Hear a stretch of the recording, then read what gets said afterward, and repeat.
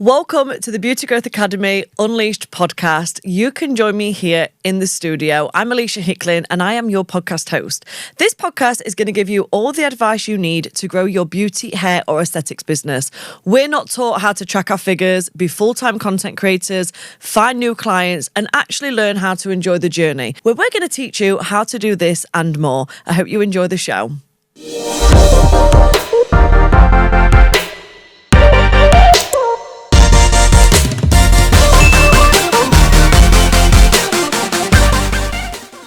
Welcome back to the podcast.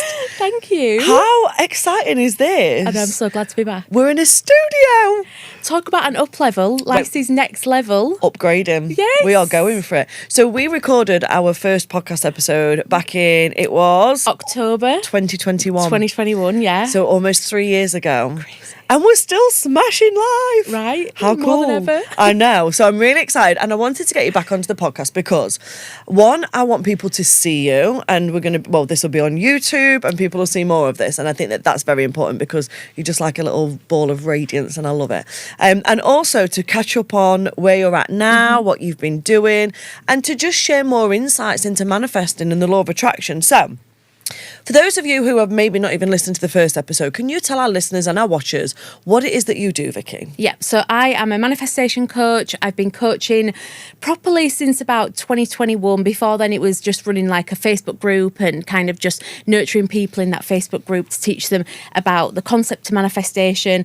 And now I'm a published author, twice published author, podcast host, EFT practitioner, Reiki level 2 practitioner. So I feel like I've got loads of things added to my bow since we obviously last spoke. Like life just feels totally different. So yeah, crazy. I love this. And when it comes to business growth, like you're really open about how manifesting the law of attraction can support that. Yeah. What are some things that you do or you coach your members to do on a spiritual level that support business growth? How do you think manifesting helps us in business? I think one of the most important things is to be specific. I see so many people that come to me and speak about their business and say, I just want to earn more money. Mm-hmm. And I'm like, if you went out into the street now, or if someone came and gave you £10, you would be earning more money according to the universe. You need to get specific about how much it is you want to earn and how much, and literally be so open to how the money can come to you. Like I always tell this story about how I had said to the universe, right, I need to manifest an extra £900 into the business this month to pay for something. And I was like, I don't know how it's going to happen. I don't know when it's going to happen, but I trust it's going to happen. And then I got an email from a guy and he'd said, look, I know that you did a course on Pinterest years ago and I would be interested in buying the rights to that, but I have like £900 budget. And I was like, that's wild. And when people are saying like, oh, I don't believe in manifestation, I'm like, but how is this such a coincidence that these things continue to happen over and over again?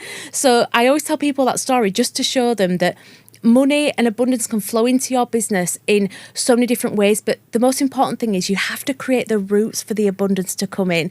Like I used to be the worst person in terms of broken links on the website, and I'd be like, why is the universe not delivering? And it's like, Vicky, your payment page doesn't work. And that's a form of can only do so much. Form of self-sabotage completely, trying to keep me at this energetic like minimum level of income that I was at just because of all these limiting beliefs that I had. But it really is about creating those roots for abundance to be able to flow into your life and taking aligned action as well. How many people that I see that say, I want to manifest this and I want to do this. And I'm like, okay, well, what action? How have you met the universe halfway? And they're like, well, I haven't. And I'm like, right, let's put some action into it. Yeah. For those that are watching this now that might not have really heard much about manifesting the law of attraction, let's just bring it back to basics before we go forward. What is manifesting and is it the same thing as the law of attraction? So in my first book, I kind of describe the law of attraction as obviously the universal law that the energy that you put out into the world is the energy that you attract back, okay? And then manifestation is like the sister to it. I don't believe that they're the same thing because manifestation is using your thoughts to create your reality. So the law is that, when you put good energy out and that's when you start to spot amazing things in life and spot aligned, opportunities. But the manifestation part is like, okay, I get to control this. Like, I can consciously, because we're always manifesting at all times, but conscious manifestation is where you decide that you want to bring something into your life. You tune into how that feels as a kind of that energy in your body, whether you'd feel excited by it, whether you'd feel relieved, whatever the emotion is. And then you kind of take that aligned action towards it and be open to receiving however the universe delivers it in divine timing. Got it. Yeah. Got it. So for the people that are watching, what we're saying is the law of attraction is about your energy. Yeah. And when people say vibration, what do they mean by that? So your body vibrates. So everything down to the atom is energy vibrating. Okay. And when we vibrate at a high frequency, we are in the energy of joy, gratitude, excitement. When we are vibrating at a lower kind of frequency, we are in, grief, depression, hopelessness, that those lower vibrational energies. And it literally is just the rate at which your body vibrates at a certain frequency. Okay. And they say that when you vibrate at a higher frequency, you are tuning in, just like you do with the radio, to other things that keep you within that same frequency. So then you can start to attract similar things into your life of a high frequency. Got it. So for the people that are listening, focus on your energy and prioritize your energy so that you are vibrating at those higher levels. Yeah. And that will help you to maintain that vibration and also attract things that you want. So that's where we're kind of saying when you're vibrating at a higher level, you are in you always manifesting, whether you're at the high level or low level. But at the high level, you're manifesting more of the things that feel good and that you actually want. Is that right? Absolutely. And the one thing that will keep you, that will move you, because Abraham Hicks, through Esther Hicks, speaks about the emotional guidance scale. And obviously this is where we talk about the lower end of scale and the higher end of the scale. Now, what I have always been super transparent about is I don't believe that we can always be in this high vibe state. It's impossible. Life happens. But I don't think we're meant to be either. We're supposed to experience like a range of emotions. Of course, yeah. So I always believe that, the one thing that will move you up the scale is gratitude. And this is something that I'm so passionate about. I dedicated like a full chapter to it in the book because I want people to understand that you don't have to jump into this like high vibe, joyous like energy when actually you can just say, do you know what? I'm going through a really challenging time at the moment, but I'm going to look around me and just find 5 things that I'm grateful for. 3 moments of magic from the morning that I can focus on. And it really does shift your energy. Research has shown that you cannot be in a state of stress and a state of gratitude at the same time. So if you're feeling in this stressful energy and you're kind of like, okay, I just need to calm down a little bit, take a moment and just think of things that you're grateful for and you'll start to notice an energy shift. Okay, got it. Okay, so let's talk about some of the common mistakes or hurdles that people experience when it comes to manifesting. So a lot of the people watching this podcast will be business owners, predominantly beauty business or aesthetic business owners, and they want to have more success in the business. They want to achieve more. They want more clients. They want to earn more money. Maybe they want a team. So they're focused on these things. Sometimes people are manifesting or think they're manifesting, but they're probably doing it in a way that's not actually working for them. What are some common mistakes that you see happen often when it comes to manifesting? I think the biggest one for me that I will see over and over again is people not being able to detach from the outcome. Okay. And we are gripping on so tight to what we've got tunnel vision and we're like, right, I need this, and this is the language that they use. I need this. Like, really be careful with your language, because when you're in a state of need, you're in a state of lack, and you're basically saying to the universe, I don't believe that it's going to happen and I'm in this state of lack. So you desire something to happen, you believe it to already be yours, it just needs to be delivered. Okay, so this is the first thing we're looking at. But that element of detachment, and we grip on so tightly. And I wrote about this in the second book and talking about a marriage proposal. And I said, how can you accept a ring when your hand is gripped? Let's open the hand. And even if we speak about money, how can you receive money from someone if your hand is gripped so tightly? Let's release, open the hand, and just release that grip that you've got around the tightness around it. So I'd said to a client recently, let's think about plan B. Okay, so whilst we know the universe is going to deliver, okay, that whatever is meant for us is going to come into our lives, will you still be safe? Can you still create a beautiful life if, for whatever reason, this manifestation doesn't come to fruition? And we really started to just talk about it. And she was like, actually, yeah, because this could happen. And you could actually see the physiology, I always get this word wrong. Physiology, like the body language, her actual body's response to thinking about actually she's still safe in plan B.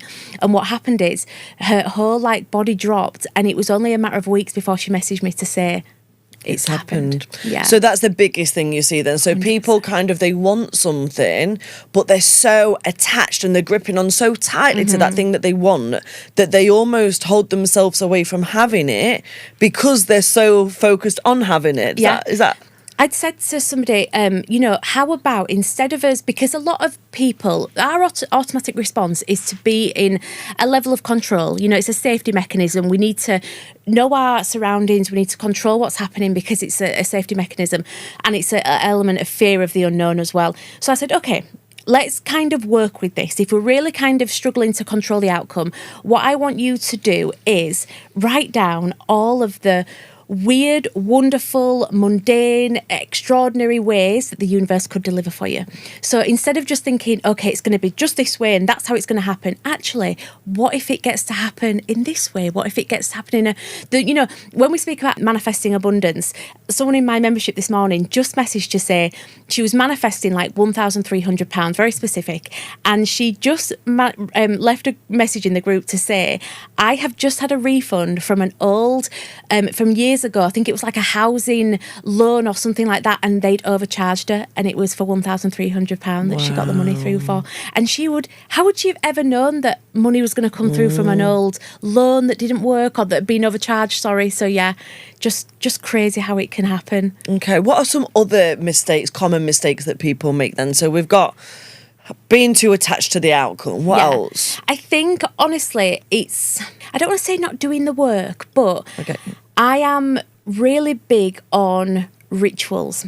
But I think what happens is people see other people doing so. So they'll see on TikTok and they'll go, right, okay, this person's doing this, so I need to copy it. But you don't feel good to them. And they're not. And this is what I've always loved about what you say about a morning routine, because you treat it, as I do, as a bit of a pick and mix. As long as you're doing something, let's do something that feels good to you. But what I see people do is they follow other people's advice and they know that they're just ticking it off the to-do list. It feels like a chore to them. And I'm like, when you're doing anything to do with manifesting, whether it be scripting, whether it be, meditation, visualization, the most important thing is it has to feel good to you. Your energy has to feel increased, you raise your vibrations through it, and you have to feel attached to your manifestation. So it really is about, instead of following everybody else's blueprint, tuning into what feels good to you. And whether that is a morning, I love a morning routine. I love doing something in the morning, but I've also started to find an evening routine kind of suits my life better now. So releasing the need of having to do something every single morning, maybe I'll listen to a subliminal. And my favourite thing is to habit stack. I love a good multitasking manifestation technique. So skincare, I'll do my affirmations. Yep. When I'm in the shower, I'll do a gratitude shower where I'm literally just washing away everything from the day before and I'm speaking about into existence everything that I'm grateful for right now. Then I will, as I'm making my peppermint tea on a morning, I'll just spend some minutes visualising. And it's about integrating these little mini moments of manifestation into your everyday and these habit stacking, so it doesn't feel forced. It gets to feel like just part of everyday life, because manifestation is part of our everyday being. Yeah, I love that. I think as well, when it comes to morning routines, people start to resent their morning routines because they think, oh, I've got to do this thing in the morning. A morning routine for me has always helped me grow my businesses, and the reason for that is because my morning routine is simply about me raising my vibration. That's it. It's not about me ticking off a box saying, oh, I've visualised, I've journaled, I've prayed, or I've done whatever, I've read a book, whatever. My morning routine is about raising that vibration, and you're so right, because you can do that in the evening too. So I think for people that are watching or listening, if they think, oh, morning routine doesn't work for me, before you just quit, before you just think, oh, sack that off and I'll do it at night or whatever, ask yourself, why are you doing your morning routine? What's the purpose of it? For me, it's literally to just feel a bit better. Yeah. And if that means listening to a podcast on the way to work, that's my morning routine done. Yeah. If that means me getting up and sitting in silence with my coffee and journaling for 5 minutes, that's that done. And I think manifesting and morning routines and evening routines actually really work together well. Yeah, you're starting the day in the best possible way. And I've always found that, I mean, literal evidence has shown me that when I do something in the morning to help raise my vibration, the rest of the day flows in such a better way than when I get up and I'm rushing and I'm ignoring my own self and I'm putting, you know, what I used to do, and this is, you know, something that I've put a boundary about. I would get up and the first thing I'd do is check the membership, make sure the girls were okay first. And I was like, but I could be the ripple effect when I focus on me. And a lot of mums suffer with this as well. I created a subliminal recently for the girls in the membership, for mums specifically though, who sometimes feel like they're just at the bottom of the pile because they cater for everybody else and make sure that everybody else is first.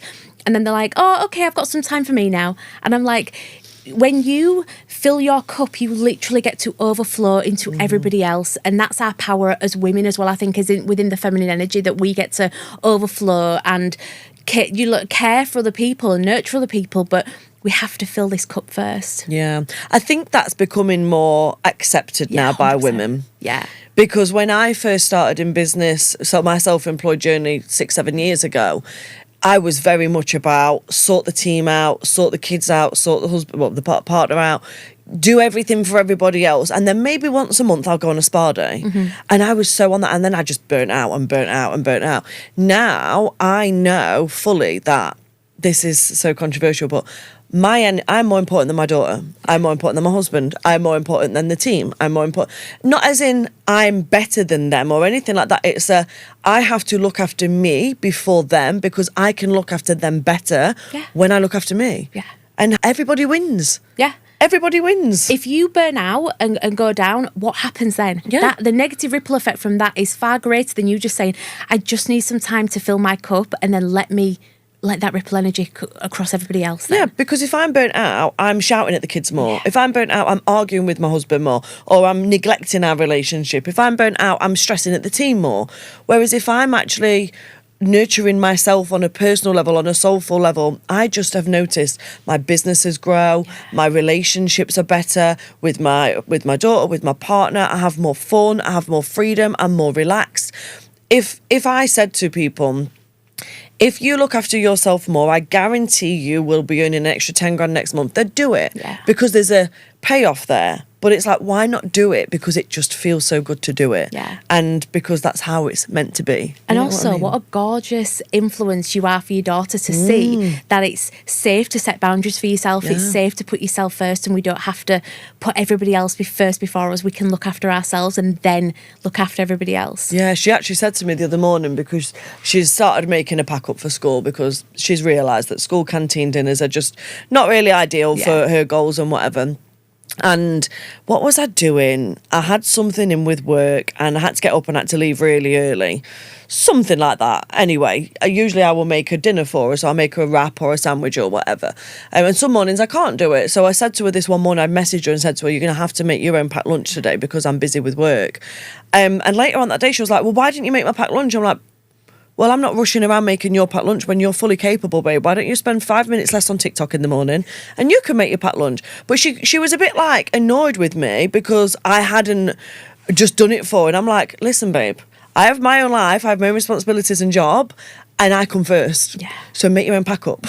You're big enough and old enough to make your own pack up. Yes. So get it done. And I won't feel guilty. I just will not allow that. Yeah. If I've got time, babe, I'll do it for you. I love you to pieces. Of course I will. But I'm not going to let your responsibilities and your job affect my morning and the way my life goes. And today I can't do it. Yeah. End of. I love that. Yeah. That's how we are with my niece as well. No, but that's how we are with my niece. And she's so capable now. And she loves doing it. This is the thing. She's like, yeah, I can make my lunch. Like, actually, she probably packs way too many Haribos, but it's fine. Got to learn that, haven't they? That's cool. So last year there was a concept of the lucky girl syndrome, and this was huge online. Can you explain to us what that was? Yeah, it's almost like reaffirming this language that I am lucky. Like, blessings come to me. And I always say this to people. I think there was a little bit of controversy on TikTok about the phrasing of the word lucky, because for some people it holds kind of negative connotation. Oh, you were lucky to be saved from that, that kind of energy. So I loved the way that people were saying, let's reframe it. Let's kind of look at this in a, blessings come to me. And I love that way. I like kind of thinking that the universe is sending blessings to me. And it's almost like looking and seeing how, say, that you feel of certain things happening to you. So when I moved into this house that I'm in now, and I was in a different house when we last spoke, and it was just sorry, I'm going off on a bit of a tangent, but it was such an aligned way of I'd driven past this estate for ages, and I'd always dreamed of living in this certain village. And it was the week before Christmas, and like you do, you just go on Rightmove and you just kind of look for all of these different, like, I go to the highest number first and then start working my way backwards. And I came across this house, obviously still for rent, and I was like, wow, I need to live there. And within like 3 days, I had gone to the house, gone for a viewing. There was 20 other people at the viewing. I wrote to the landlady, the agent, and I said, look, I'm really interested in this house. I know it's a family house, but I was an interior designer. This is how I went full throttle.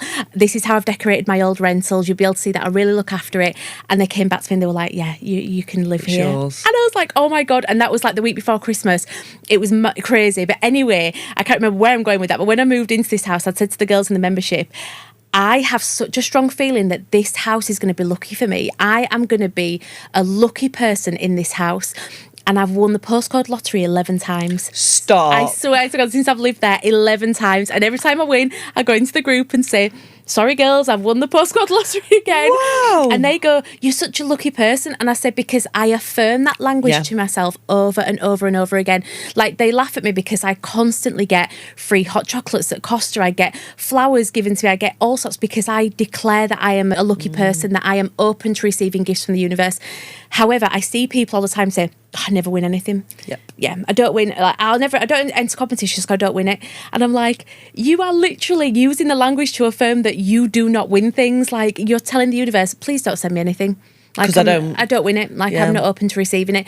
But it all comes down to self-worth. And when we think about this lucky girl kind of energy, it really is about thinking, okay, maybe I'm not at the stage yet where I can think I am worthy of receiving £1 million, okay? Let's start small. And you said something when we first did I did the first in-person event with you, and somebody in the audience, a gorgeous girl, stood up and we were speaking about self-worth, and you said something that always stuck with me, and you said, you have to start small, because even just a bubble bath, like, let's just start with, do you feel worthy of being in this bubble bath and just in this energy? And I was like, God, I need to remember that, because it's those small moments that build up to those bigger moments of, actually, I'm starting to feel worthy of these bigger things, but starting small. So yeah, I think lucky girl, although there was some controversy over it, I like the idea and the energy behind reaffirming that language to yourself. Yeah, I absolutely love that. And I think it's so important. When I first started out in the beauty industry, when I was doing clients, it was like a mantra. And I used to say this mantra, I'm not kidding, my goal was 150 times a day. So 50 times in the morning, 50 times in the afternoon, 50 times in the evening. And my mantra was, I am fully booked. Yes. I am fully booked. And not only did I say the mantra, I felt the mantra too. So it's almost like the same thing, right? We're on the same path here. So I would like close my eyes and I'd be like, oh, I'm fully booked. And I would imagine phone calls coming in, appointments coming through, emails, money in the bank, everything. I just seen it. And at this point I wasn't. I really wasn't. But I said it that many times. Eventually I really was. Yeah. And then it was like, my team are fully booked. I'm earning. And then I had the confidence to go from, I earn 2K a month to me and my team do 50K months. And it would happen, but I obviously built that up gradually.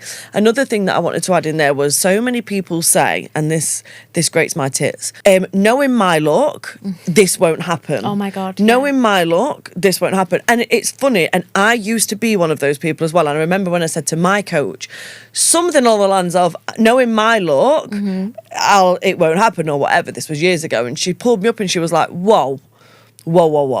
She said, did you hear what you just said? I'm like, yeah. And I said it in jest, right? But I'd said it. And you can say you say it in jest, but deep down, is it really in jest? Does the universe know that? So she told me to change that sentence to, knowing my luck, this will just pay off so much faster. Knowing my luck, I will find the solution to whatever's going off for me easily and quickly. Knowing my luck, this money's going to come to me so much quicker than I ever expected. And the difference in feeling between knowing my luck, that place will be closed when I get there, to knowing my luck, I'm going to find the perfect thing for me, or knowing my luck, the answers are going to come to me really easily.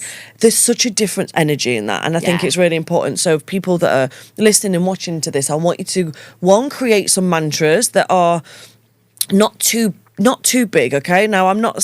For me, when I was doing my mantra 50 in the morning, 50 in the afternoon, 50 in the evening, I was doing 2 or 3 appointments, okay? So fully booked was a stretch to me. But I wasn't saying, I'm a millionaire back then, because I wouldn't... It was too big of a gap for me, for where I was at in that moment. So I think finding a mantra or something that's positive, that you can reaffirm to yourself, that's believable. It's a stretch, but it's believable, is very important. And then change that frame of knowing my luck, or like bad luck comes in threes and all that shit. It's like, why don't you just switch that up and make it more positive? Because you're attracting and you're affirming, and it's doing bits, clearly, because you say, knowing my luck, this isn't going to pay off, and it never fucking pays off. I'm obsessed. Yeah. I'm going to start saying, knowing my luck, Idris Elba would be obsessed with me if he met me. Imagine. Oh, no. I mean, if it would work that easily, this world would be a dangerous place, wouldn't it? People would be around.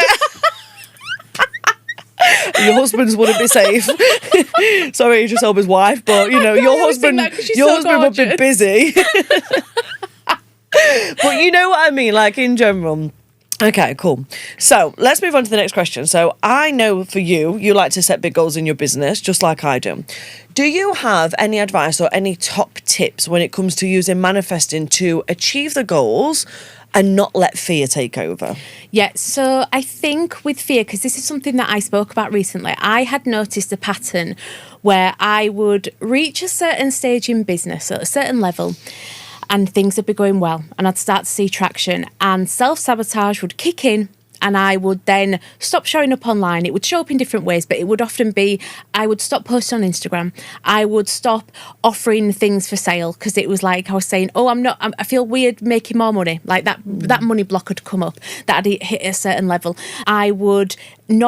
I'd say no to certain things that were coming up, opportunities, and I'd say, oh no, I'm busy that day, knowing that I wasn't busy, but the fear was kicking in, and I really had to be the thing is, I think when you do this work, you've got to be really self-aware, and I think when you are so open to your, I'm going to say, ups and downs, and be so gentle and kind with yourself, that actually, we do face fear and we do self-sabotage, but that's still, it's still okay. And I think what I've had to do is take it in very small steps. Instead of just thinking I'm going to have to jump over this fire of fear, instead what I'm going to do is I'm maybe going to put some fireproof shoes on. I'm first of all going to make a little raft or something to a little step or something. And I have, for example, I had said to myself, right, I really want to get out there and public speak more and, maybe be on more podcasts, but do filming like this and really be visible, because for so long I didn't want to be seen. And I'm going to be completely honest about that. I'd had some health challenges and my body had changed and my skin had changed, and I felt very low in confidence. And I'd said, right, this is the year that I sort my shit out, basically. Yeah. And I'd started to work on my body and things were getting a lot better. And then I said to myself, right, and I got an email and somebody had said to me, look, we're doing a festival. I would love you to speak. There's going to be about 1,600 people there. And my instant reaction was, nope, I'll say that I'm busy that day. And I sat there and I thought, Vicky, come on. All you need to do at this point is reply and say yes. So we're not thinking about anything else right now than with the email. And then what we do is we don't think about anything else apart from prepping the script or prepping the thing that you want to talk about. Don't think about anything else. And then the next thing will be, let's prep your confidence levels on stage, and let's maybe sign up with somebody about public speaking on stage and how to hold a room, etc.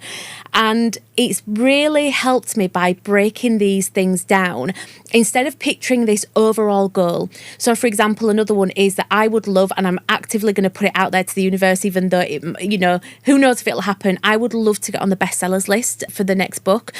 And whilst I hold some fear there, maybe about the fear is coming from it not happening and how other people would perceive that. I think that's where the fear is. Again, when I look at that and think, okay, well, if it doesn't happen, I'm still safe. You know, still all that matters is that people love the book and people are enjoying it. And then for right now, all I need to focus on is the marketing of the book, you know, the lead up to the book and different things that I could be doing to get the book out there. So when someone has a big, expansive goal, yes, tune into that feeling of, wow, how amazing it's going to be when I achieve that, but also the mini manifestations that you could do in the run up to it. So I spoke about this recently about mini manifestations, that if you looked at say if you had a goal for, let's think about a business, for your business, for example, to speak on stage, as a beauty expert to speak on stage, and then to be really known within your industry as an industry leader. And that's a big, expansive goal for you. But actually, the first mini manifestation might be invited onto a podcast to speak, to start building that portfolio up of you speaking. Then the next mini manifestation might be somebody inviting you to a smaller conference to speak or be on a panel. So mini manifestations that lead up to your big, beautiful, expansive goal can be incredibly powerful. I love that. Yeah. That's really, really helpful to people. Yeah, because it can feel overwhelming. You know, when you think about this big, expansive goal, it's like we almost, and this is what I tell people, if we create a vision board for 5 years, right? And a lot of people are like, well, I feel so detached to it because I think, well, I've got 5 years to achieve it. You know, I've got 4 years to achieve it. I've got 3 years. And I'm like, how about we do a vision board for the next 6 months and just focus on that next 6 months, even if you want to do a 3-month one, and do those smaller mini manifestations that you know are going to take you step by step to that bigger goal, and still always have that in mind and still be, you know, the universe could deliver that in any sort of way, but you are taking that aligned action with these mini steps, you know, moving forward. I love that. Yeah. Absolutely love that. You recently also shared the 6 ways to level up your life. Can you share some of these things with us and how they kind of relate to manifesting and goals? Yeah, so I think that was when because I was speaking about, we're at the midpoint of the year at that point, you know, it was July, and I was like, you could turn your life around in 6 months. And that would be first one was to just check in and see, do your goals still feel aligned to you? Because often, you know, I'm guilty of this. I'll set a goal in January and it gets to July and I'm like, I don't even feel aligned to that. I don't want it anymore.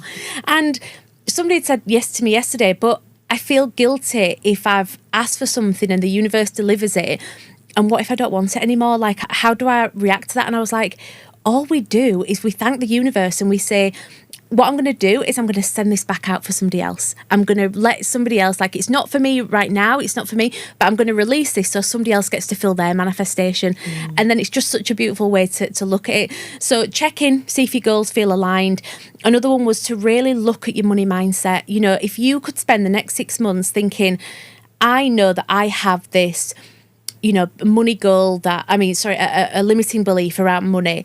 If you spend just 6 months focusing on one belief to rewire it, my God, your life could be in a completely different place, because sometimes it only takes one limiting belief to just derail you completely. And if you grasp hold of that and say, I am in control, I choose to change this belief, whether it be through subliminals, whether it be through EFT tapping. There are so many, go on YouTube and there are so many videos that can help you if you want to just spend some time on a morning listening to a subliminal. And honestly, I could talk all day about subliminals. Really? They have changed my life. Really? Yeah, they're so powerful. And then I think another one that I wrote about was just finding your tribe, if you like, just finding those friends. I think as you get older as well, friends can go off on different paths. Some friends have got children and marriage, and whilst you might want to go travelling and do certain things. And I think one of the nicest things that you can do as you get older, and I know that it can be quite intimidating, is to think, right, what hobbies do I have now? What passions do I have? And it's about finding those people out there. So for example, I go to a lot of these classes, like paint and sip classes, and I always get to meet people because I like to do creative things, but I don't have many friends that would want to come to those things with me, mainly because the kids need to go to bed and, you know, they're on an evening and stuff, or they're with the family on a weekend. So I actively go out and go to these things, and I've met so many amazing people. Like, I've just going to the places where I am fulfilled, like pottery classes, it might be a running club or something that you go to. If manifestation is something that you want to do, go onto Eventbrite, see if there's a vision board workshop near you, see if there's something that you want to, where you know that your kind of people are going to be. Yeah. I think that's huge, because I see so many business owners, aesthetic and beauty business owners mainly, and they say like they're trying to level up, but then their friends might mock them for doing something like the law of attraction or manifesting, or their parents might make comments. Or I had one lady just recently, and a friend had come round, and her friend had said to her, "Oh, how's business going?" And she said, "You know what? It's actually going really good. I've signed up with a coach," and she talks a bit about manifesting as well, because I talk about that kind of stuff too. And her friend said, "Oh, just watch it, because they're absolute scams, and once they've got you believing it, they'll take all your money." And she was like, "Well, actually," and she said, "I felt really uncomfortable in the moment, because I found myself not only defending you, but also defending what I'm doing and the changes in my life." And she's like, "How do I find friends? I don't want to lose these friends. I don't want to write these people off, because I love them, but I don't want to have these conversations with them anymore. But how do I find friends that are more aligned to what I want to become?" Yeah. So you say Eventbrite. 100%. I mean, you can look on Instagram as well, and just keep an eye out for, and the great thing about the algorithm as well is it will start, the more you search for it, the more you'll be shown it as well. I've started to see so many like journaling clubs and, all these kind of creative things around Leeds as well, which is really good, because we didn't used to have anything like that. And it's just like, there was an event the other night where they did wild swimming, painting, meditation, like saging. I'm moving to bloody Leeds. Honestly, there's nothing in Chesterfield. I'm going to have to make some. That sounds amazing. It's like, and that's another thing what you just said then, like, if you can't find it, are you being called to create it? Yeah. Because if you're looking for it, I'm telling you now, there are other people out there looking. Yeah. Oh God, I love that. Yeah. Maybe I'll come to Leeds, because me and Danny are just planning a date night. So I actually said to him last night, we're going to, a date day next Friday. And I said to him, Danny hates cold water. But I said to him, we've got two options. A is we go wild swimming. We go for a walk and we go wild swimming. He's like, what's B? I'm like, B is we go paddle boarding. So he's like, they still include water. I'm like, well, I do your dates when you want to. Like, he likes tequila Alicia, so she comes out every so often. So get in the cold water. He's like, I'm bringing a wetsuit. I'm like, that's fine. I love it. But genuinely, there's nothing really around us in that area. So maybe I need to go and do it and then create it. Who knows? Yeah. Keep tuned, because there'll be wild swimming and painting and tequila nights in Chesterfield coming soon. I love it. Affirmations. Everyone will just be bladdered and then blaming me for the low vibration from the alcohol for 3 days. I'm like, I'm with you. Okay, this summer you are doing something very fun and very exciting, very different as well, and I really want to know more about it. So you are dating yourself this summer. Yes. Tell me about that. What made you choose to do that, and what does that even look like? So it's from, when we look at it from like an energy manifestation kind of thing, I am obviously manifesting soulmate love. Okay, so this is what I'm calling into my life. And I'd had a relationship at the start of the year, which definitely reflected, again, self-awareness, certain things that I was putting up with, behaviour that I was accepting, and it was all a reflection on what I believed that I was worth. And I was like, no, this cannot happen again. So I am really going to put the focus on me and the energy, the way that I want to be treated. I have to treat myself this way first. So instead of me thinking, well, I'm going to wait for a guy to take me out, I was like, no, Vicky, you are going to take yourself on really beautiful dates. And because I travel a lot solo, I do a lot of things myself anyway. I'm always surprised that people will say, oh my God, like, how can you go to the cinema by yourself, or how can you go for a meal by yourself? And I'm like, I'm just used to it now. Like, I love my own company. I'll take a book, I'll do whatever.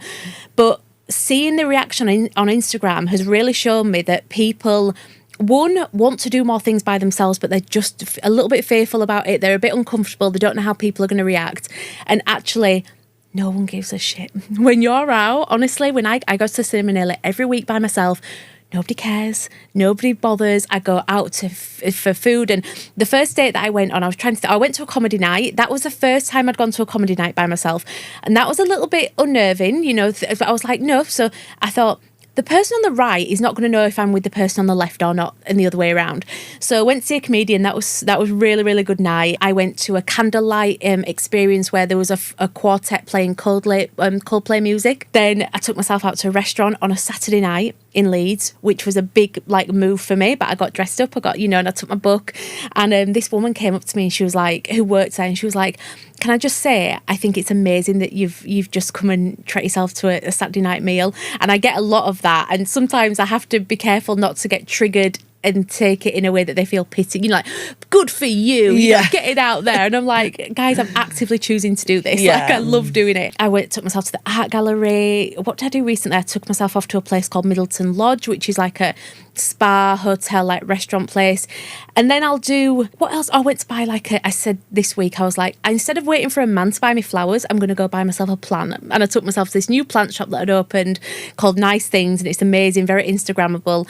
And yeah, just little things like that. So it's really shown me, I think it's really building the self-love within me of the behaviour that I am calling in and the energy that I'm calling in from somebody. And I thought, if I am, if I am desiring, let's use the term princess treatment, because I see it a lot on TikTok, I have to give myself that treatment first before I can expect anybody else to love me in the way that at the time I wasn't really loving myself. Wow, I love that. Yeah. How amazing. And that is a prime example of manifesting and taking action, isn't it? Because that's like you having that total awareness of, do you know what? This last person was an experience. It's really brought to my attention that I am allowing less for myself than I actually deserve. Hold up. I'm not giving myself that either. So this is where you've really taken action on your manifestation and enjoying it. I love my own company. Yeah, I literally love it. Do you know last night, so Danny, my husband, he's on this crazy, he's always on some crazy bodybuilding diet thing, and he has to do 12,000 steps, and it got to about 7-8 o'clock last night, and he's like, I've only done 4,000 because he's been driving a lot yesterday. And he said, do you want to go for a walk? I said, no, I've done my steps, bye. So he went with his son for a walk, because that's going to do like 8,000 steps, and it was the evening, it was at home. I had no telly on, nothing. It was silent, and I loved it. Loved it. I can go for spa days alone. I can go for lunch alone. I can go for coffee alone. I actually think that the more you practice doing that, the better it becomes, because it's actually really nice. Yeah. It is so nice. Somebody said to me, like, what's the first thing you would say to somebody to do if they wanted to take themselves on a solo day? And I said, go to a coffee shop. Yeah. Start in a Starbucks or Costa. Go to a Starbucks or a Costa, take a book, take a notepad if you want to just make some, listen. I love making a list of your creative ideas or whatever, and just enjoy maybe like half an hour. And then if you then want to try maybe go to the art gallery or somewhere, or maybe go to an event, a museum, And then the next step could be, and this is, I think the cinema thing really bothers people because they think other people are going to judge them. And as somebody who goes to the cinema by themselves all the time, there are so many other solo people there. And it's pitch black, who gives a shit? Yeah, because when you're with somebody, you don't talk to them, right, do you? No. So it's the best thing. You don't have to share your popcorn. I love it. Yeah. Oh, absolutely love that. Thank you for sharing that. How do you stay aligned then, Vicky? Are there any spiritual practices that you do that are non-negotiable for you? Are you aware of your alignment every day? How do you keep yourself? Because we said earlier, you're not always up there. Yeah. Life happens, shit happens. And actually, we sometimes have to go down there to recognise things that we need to work on when we're up there. Does that make sense? 100%. So what do you do to kind of keep yourself in alignment as much as you can? I think for me, it really is about two things that I do every day: subliminals and scripting. So what I found, this really works for me. I will start to script and I'll write about, so scripting, if people are aware of what it is, it's basically writing a diary entry in the future as if your dream life has already happened. So it could be your dream date, it could be a dream date with a partner, it could be a dream holiday, a dream day in business.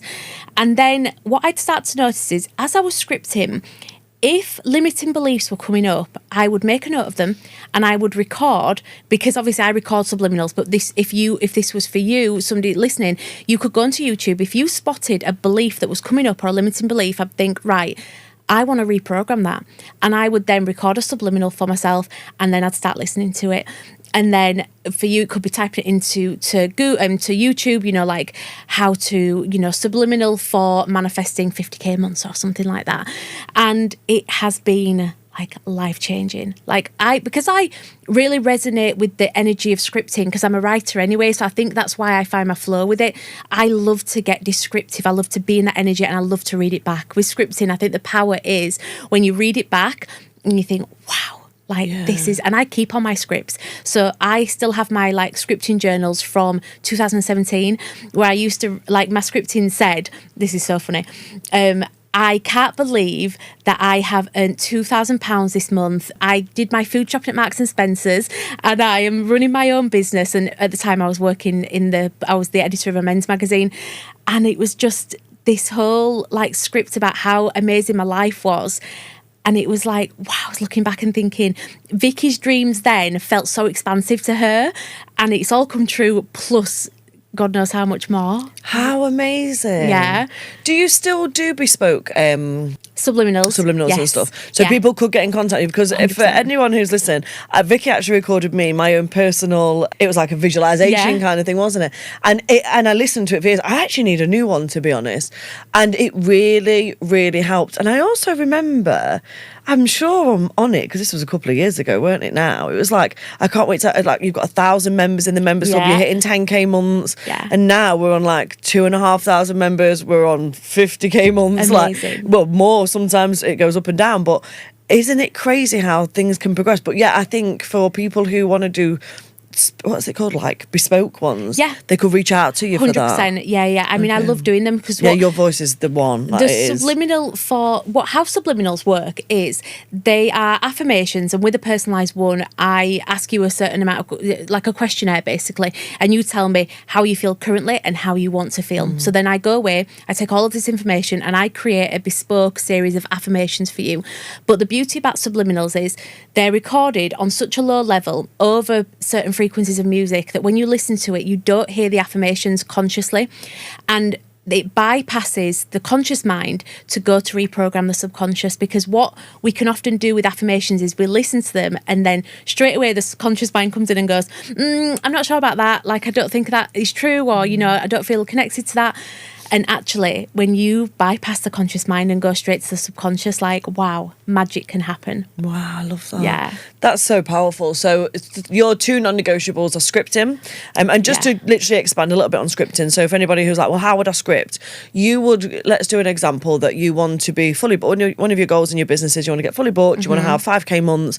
What you would do is you would write a script and you would say, I am so happy and grateful. I've been fully booked for the last 4 weeks. I've been hitting 5K months for the last 3 months.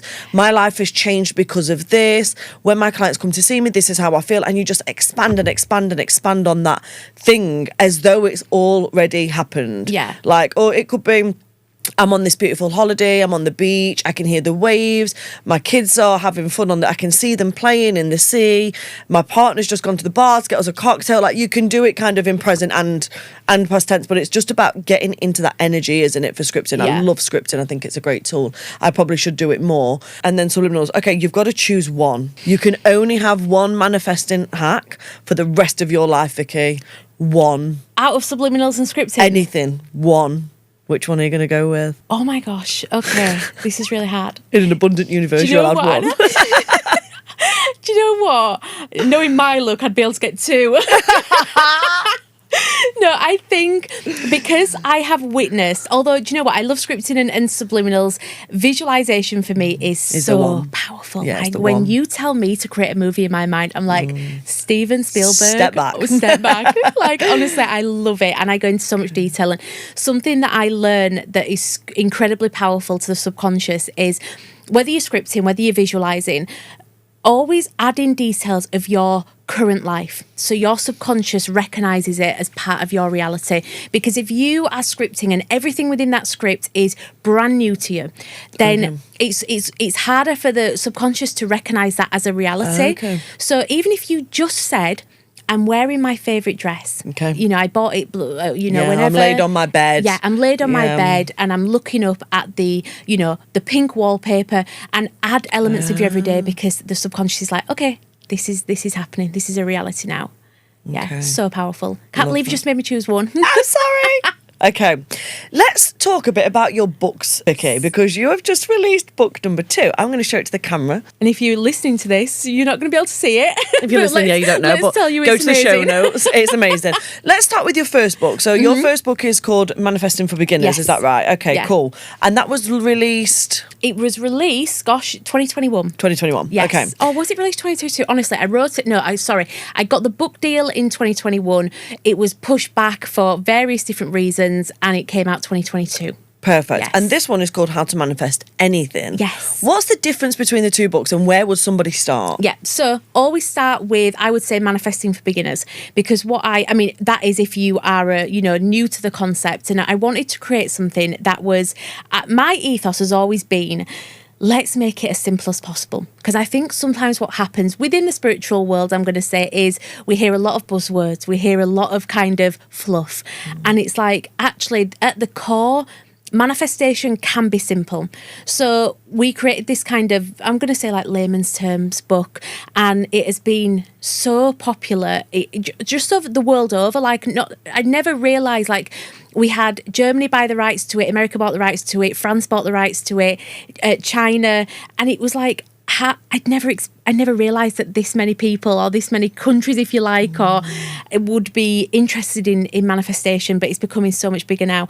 So then when we released that book, and I sat with my publishers, and I said, you know what, I get the same questions asked to me over and over again, and I said there needs to be something that answers these questions for people. And, how do I manifest my soulmate? The number one question that I get asked is, how do I manifest my ex back? So I have answered that in the question. In book number 2, we have 6 chapters. It's life, love, money, home and family, career. No, sorry, home, friends and family, and career.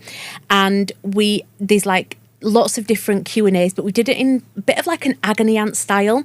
And I wanted it to be a bit like the universe was answering these questions for you, so guiding you. There's different exercises in there, there's different kind of rituals that you can do, and for anybody that's read book number 1, I don't just like just reams of pages of words. I like it broken up into actionable, tangible things that you can do, because I want somebody to read it, take action, and see results. That's the most important thing for me. So yeah, I can't wait. So it's out the 12th of September. So this one is out the 12th of September. Yes. And where can people buy this? So you can pre-order it on Amazon, but it's available at Waterstones, WH Smith, Blackwell's. It's my US publishers. In the US, you get a different front cover, because they bought the rights to it.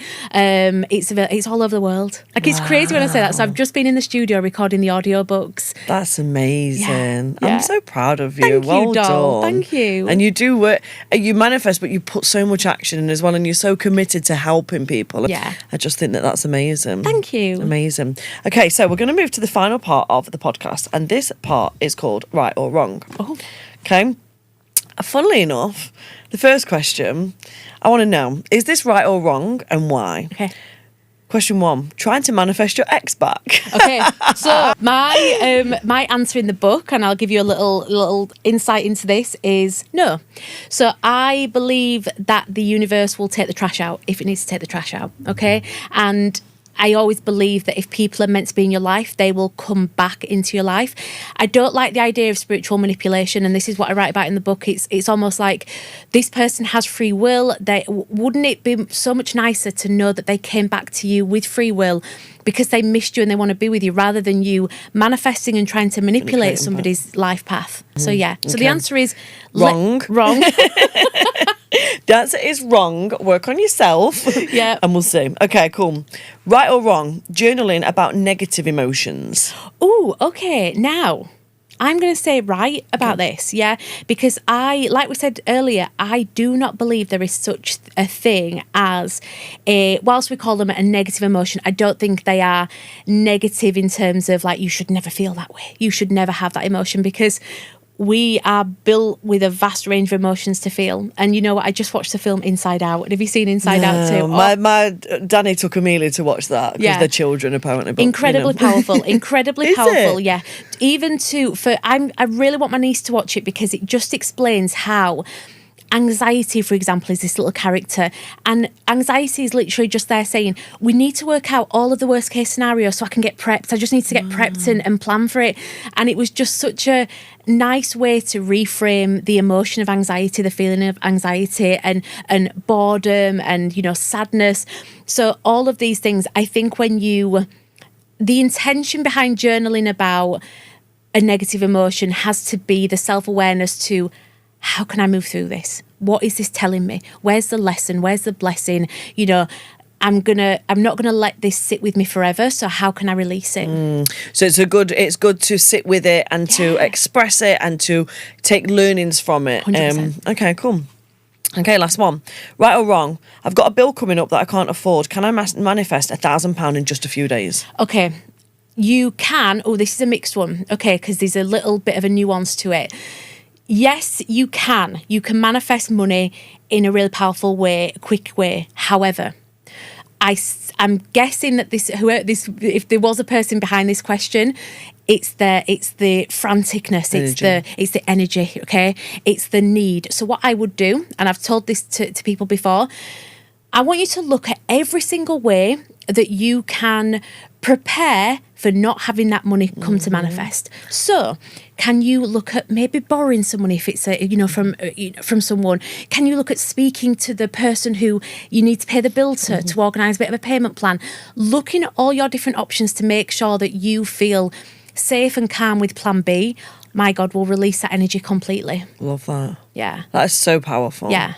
Yeah. So it's a right and a wrong. Yeah. Okay. That's cool. Vicky, thank you so much. My pleasure. This has just been the most amazing episode. I knew it would be anyway, and to get you here. So we're going to make sure that all of your links to your website, books, Instagram, everything are on the show notes, but just tell people where they can find you. Do you know what? I make it super simple. It's just the Manifestation Collective everywhere. Podcast, Instagram, website, everything. Oh, your podcast. We haven't spoke about that. You got your own podcast. Yes. So yeah, people need to go and find out about your world, and I'm sure that they're going to, and buy the books. Yeah. Thank you for listening. If you haven't already, make sure you subscribe and leave me a review.